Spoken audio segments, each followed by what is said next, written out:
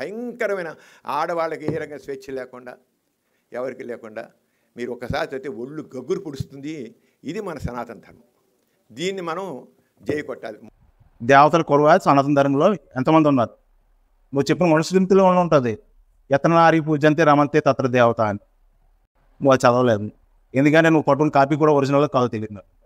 అది ఎవడో నీలాంటి మ్యాక్సిమల్ లాంటి వాడు ఎవడో రాసి ఉండొచ్చు. మనుషులకి కూడా చాలా వర్షన్స్ ఉన్నాయి, దాంట్లో కూడా చాలా ఉన్నాయి, మిక్స్ చేశారు దాన్ని. అందుకే మేము స్వీకరించాం. నేను ఏది తప్పుగా ఉందో, ధర్మానికి విరుద్ధంగా ఉందో మేము ఎప్పుడు స్వీకరించాం. వాటిని ధర్మబద్ధంగా ఉన్నదాన్నే స్వీకరిస్తాం.